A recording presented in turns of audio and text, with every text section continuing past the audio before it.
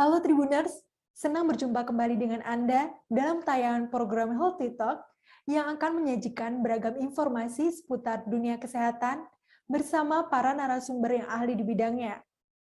Tidak lupa, saya akan mengingatkan selalu untuk tetap menjaga protokol kesehatan demi keamanan bersama. Tribuners, topik pada hari ini berjudul Beragam Gangguan Prostat dan Cara Mengatasinya. Beberapa waktu lalu, masyarakat Indonesia dikejutkan dengan informasi bahwa mantan Presiden Indonesia, yaitu Bapak Susilo Bambang Yudhoyono, menderita kanker prostat.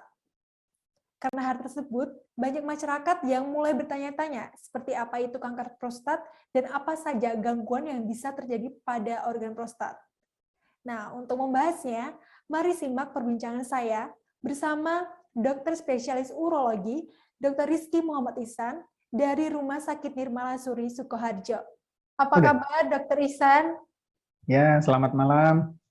Ya, Mbak Hanum alhamdulillah. ya. Sehat ya, Dok? Sehat, alhamdulillah.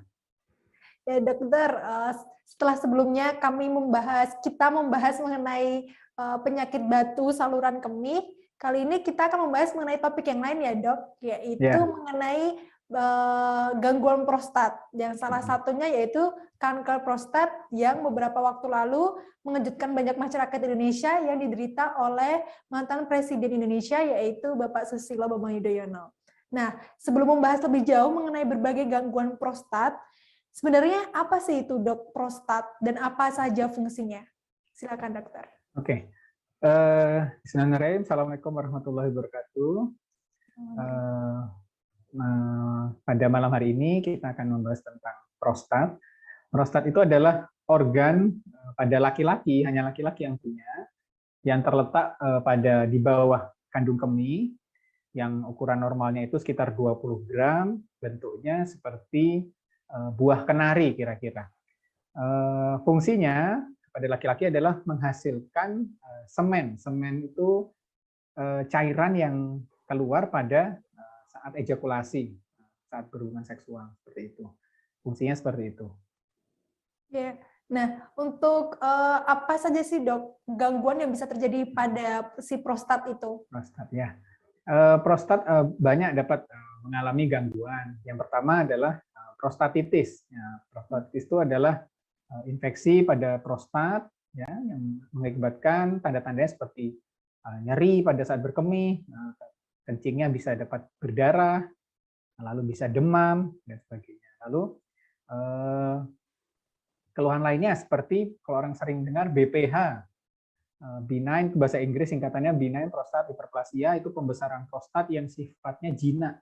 Jadi bukan kanker. Nah, yang ketiga adalah kanker prostat. Kanker itu secara arti adalah tumor yang ganas, ya, yang terjadi pada organ prostat. Gitu. Jadi ada 3 ya, Dok? Prostatitis, ada 3 yang BPH, dan kanker prostat. Ya. Di antara 3 penyakit itu, mana yang paling banyak dialami masyarakat Indonesia, Dok? Ya, yang paling banyak, tidak hanya di Indonesia, Mbak, tapi di dunia. Ya. Oh ya. BPH itu pembesaran yang terjadi pada prostat yang berhubungan dengan peningkatan usia. Jadi pada laki-laki dengan usia di atas 40 tahun, itu prostatnya mulai mengalami pembesaran. Pada insidensinya itu pada usia di atas 50 tahun, 40% laki-laki itu sudah mengalami pembesaran prostat. Dan kebanyakan adalah memang BPH itu sendiri. Nah, sedangkan untuk yang kanker prostat itu, Dok, kira-kira apa, Dok, yang menyebabkannya? Apakah juga sama karena faktor usia?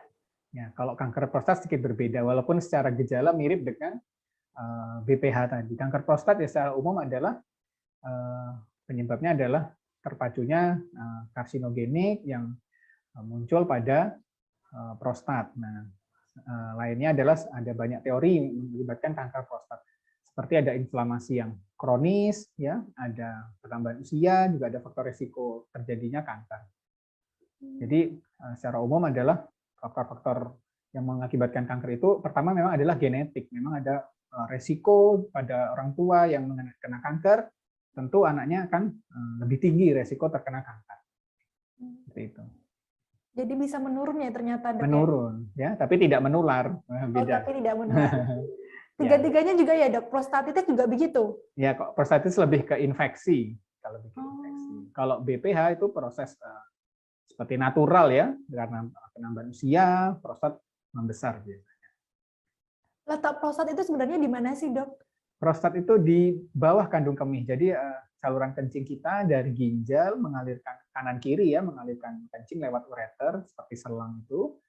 Jadi satu di kandung kemih. Lalu ada prostat, baru uretra. Uretra itu saluran yang mengeluarkan kencing dari keluar tubuh. Nah, di bawah antara prostat dan di antara kandung kemih dan uretra itu ada prostat. Nah, jika prostat itu membesar, tentu akan menekan uretra sehingga lumennya menyempit dan terjadilah gangguan kencing. Biasanya dikeluhkan pasien adalah gangguan pada berkencingnya.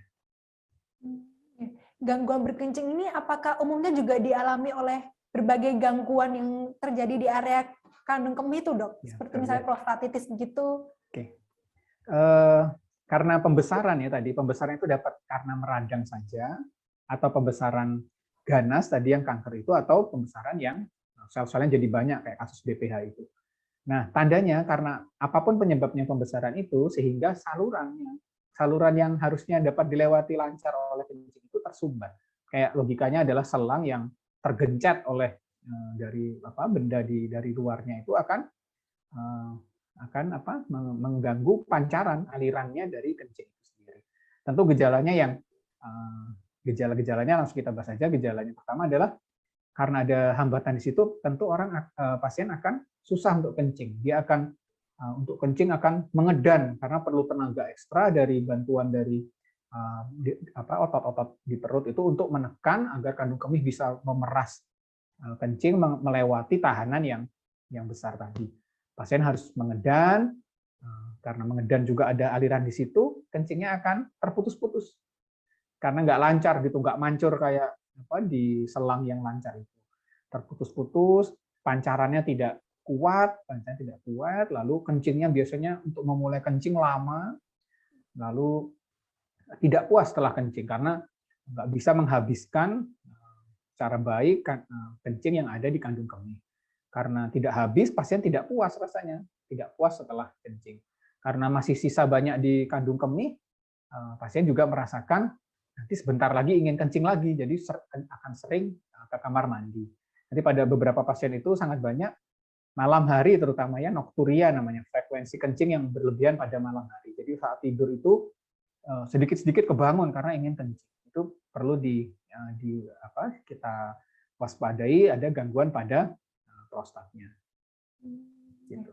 Selain gangguan pada berkemih, ada tidak, Dok, gejala lain yang bisa dikenali bila seseorang itu menderita gangguan prostat? Oke. Gangguan-gangguan lain ya mungkin sudah menjadi komplikasi ya tadi karena mengedan ya, karena mengedan sering juga muncul hernia. Hernia itu kalau orang Jawa bilang tedun ya. Tedun itu keluarnya organ-organ di dalam perut melalui selangkangan kalau itu ya, daerah selangkangan karena mengedan. Jadi otot dasarnya itu terbuka karena terlalu banyak mengedan. Dapat juga terjadi hemoroid atau ambeien karena mengedan yang terlalu berat dan berlebihan berulang-ulang sehingga terjadinya gejala seperti itu. Jadi misalnya pada ada orang sudah tua muncul hernia, tentu kita harus cari juga ada gangguan tidak pada prostat karena salah satu komplikasinya adalah munculnya hernia. Selain itu, kalau untuk kanker ya, kanker itu secara umum dia ada paraneoplastic syndrome namanya, sindrom pada orang yang menderita kanker. Kadang kita tidak tahu ini kanker apa, tapi kita lihat gejalanya seperti berat badan yang makin turun ya, habis itu ada nyeri-nyeri tulang karena tumornya itu sudah menyebar ke tulang-tulang. Jadi gejalanya adalah nyeri tulang yang hebat, berat badan turun, ya, kencing yang berdarah karena sifat-sifat tumor itu kadang disertai dengan perdarahan. Itu perlu kita waspadai terjadinya suatu kanker.